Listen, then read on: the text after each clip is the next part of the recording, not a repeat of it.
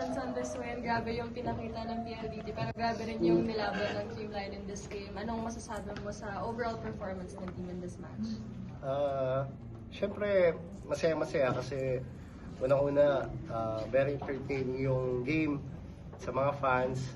Kasi sobrang daming tao din, sobrang ganda ng mga games. Kasi siyempre fans naman yung bida. Pero siyempre, masaya-masaya kami, nakuha namin yung panalo. And nakaisa rin kami sa PLDT kahit pa paano. Pero di pa tapos yung trabaho. Kumbaga, nagsisimula pa lang din. So, focus kami ng 2 days.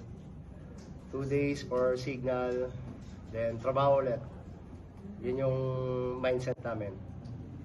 Thank you, Coach. Pons, best player of the game with 28 points. Siguro gano'ng kalaking bagay lang din sa inyo to have this good start to the semifinals. Grabe rin yung pinakita ng PLDT against you. Siyempre, sobrang moral booster tong game na to para sa amin kasi nga semis na to at sobrang importante talaga na makauna kami ng panalo. Pero sabi nga ni Coach, hindi pa kami tapos, meron pa kami mga susunod na laban. So, yung focus namin is makarecover ng ayos para sa training namin ulit bukas para laban ulit sa Tuesday. Thank you. Gemma, sa 5th set, ang dami mo rin na-score na points yung mga fans sa sumisigaw na bigyan niyo lang kay Gemma, gano'n. So, ikaw ba, ano ba yung mindset mo in that 5th set para lang din matulungan yung team to get this win? Siyempre, makabigay ng points, manalo, and walang injury. Kasi mga ganong game talagang hindi mo masasabi. Sobrang grabe yung pressure, mataas yung pressure. So, lagi lang ako nire-remind ni Coach na gumalaw ako ng walang pressure para iwas tayo sa injury. So, yun lang yung pinokus ko buong game. Thank you. Questions? For Pons and Gemma, yun nga nung 4th set, umabot na 2 points away na lang yung PLDT. Sa inyo dalawa siguro na nasa loob, paano nyo kinapit sa isa't isa para mahabol yun? And then madala na rin yung momentum sa 5th set. Siguro nung 4th set, grabe talaga din yung composure namin. Sobrang kinumpos namin yung sarili namin kasi alam namin na amin tong laro na to. Alam namin na makukuha namin yung set na yon. So, sobrang kapit namin. Nare-remind namin yung bawat isa pag may papalo. Talagang nandun kami para mag-cover. Nare-remind namin, palo lang kayo dyan, nandito kami sa likod nyo. So, grabe yung support nung iba yung naging composure namin kaya nakuha namin yung set na yun.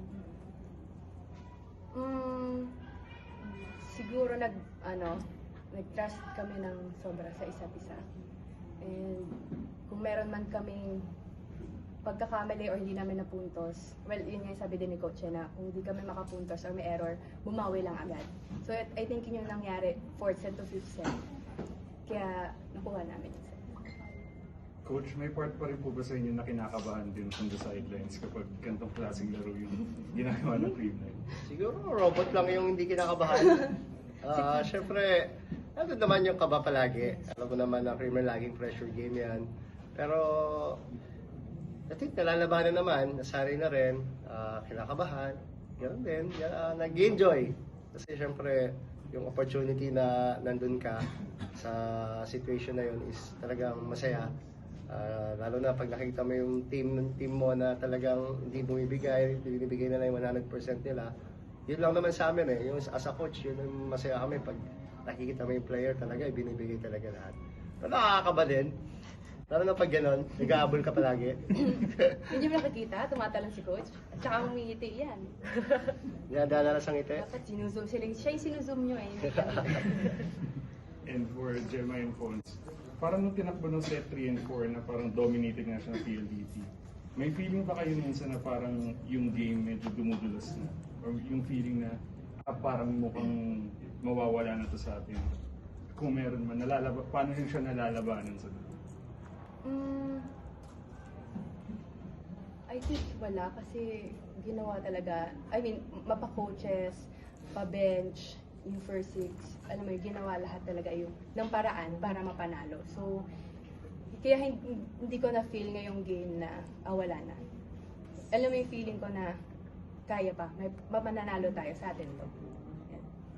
Nung 3rd set, medyo malayo yung score nila. Pero nakakuha kami ng momentum pa-end ng 3rd set kahit natalo kami. So alam ko talaga na kaya namin kuhanin yung 4th set. Kahit na lumamang sila, kaya namin humabol. And sobrang thankful lang din kasi grabe din talaga yung effort ng bawat isa. Kasi gusto din talaga ng bawat isa na maipanalo yung game.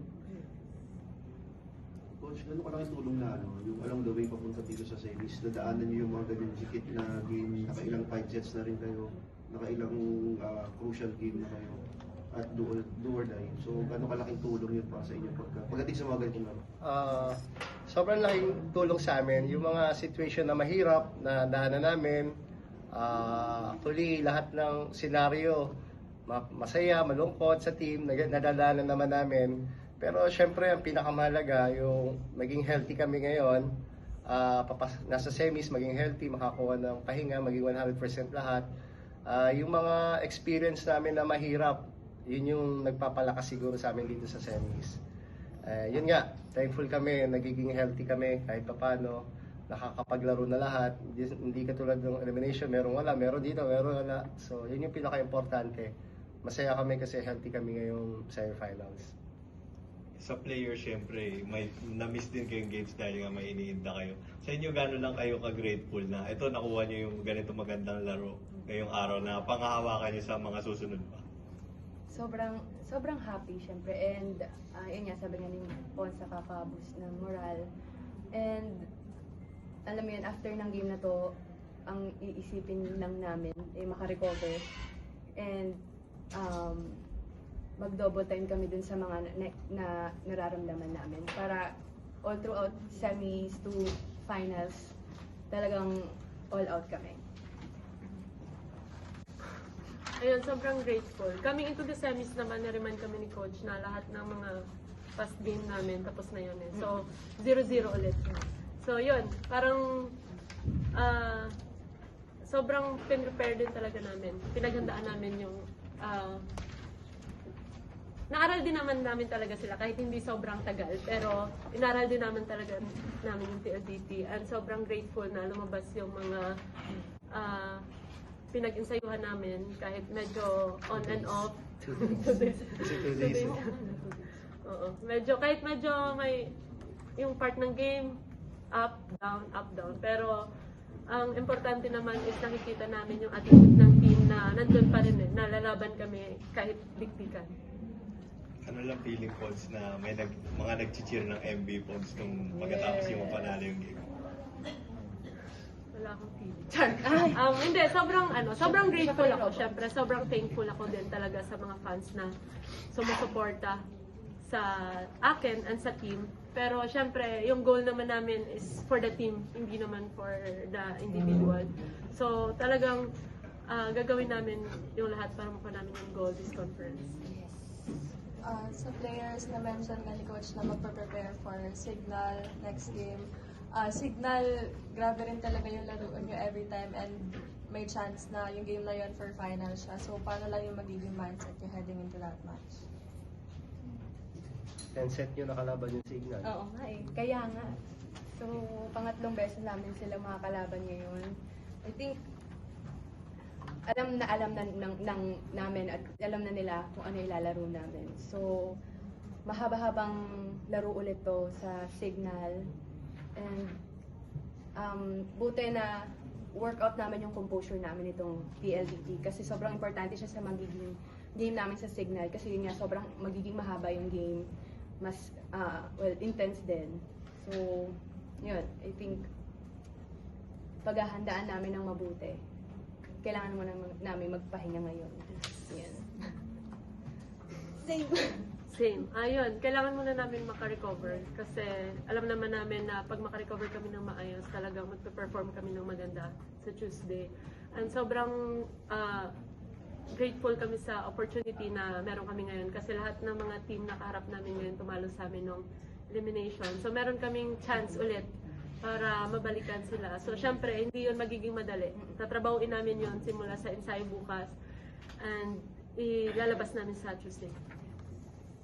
Thank you, Coach. Thank you, Thank you. Jen. Thank you po.